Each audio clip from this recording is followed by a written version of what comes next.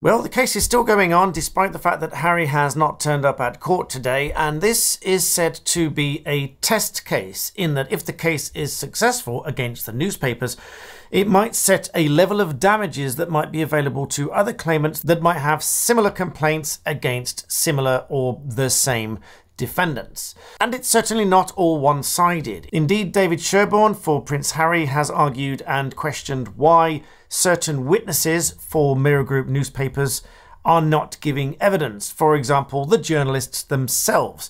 Because if this case is all about those journalists and whether or not those journalists were instructed to and did any illegal information gathering, then it might only stand to reason that they would be in court themselves, giving evidence and being cross-examined. But as it is, that is not the case, and so that has been rightly questioned by David Sherborne. But as the case unfolds, the court is going to hear in some great level of detail, and the judge is going to have to examine in very fine detail 33 different separate sample stories that have been published in the Daily Mirror, the Sunday Mirror, and the People, which are part of 147 that Prince Harry and his lawyers are saying have been gathered with illegal news gathering between the years of 1996 and 2010.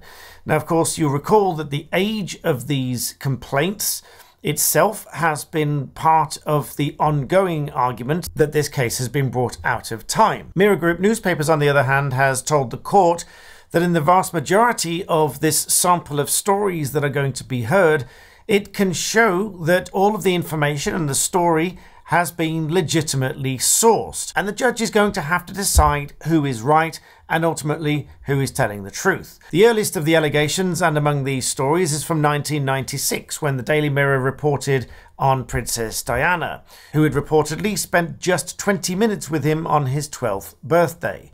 Another story is from Harry's school years, where the newspaper reported in November of 2000 that Harry had a minor operation on his arm after a football-related injury at Eton. The story, again as reported, was going into detailed advice that he was given from his doctors. The largest bulk of articles, however, revolving around Harry's love life.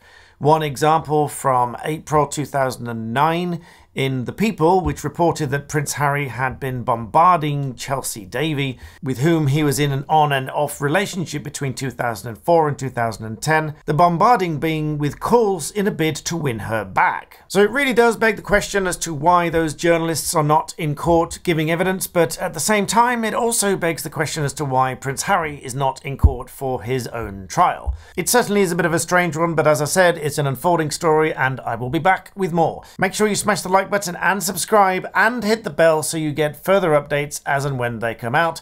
And in the meantime, thank you for watching once again.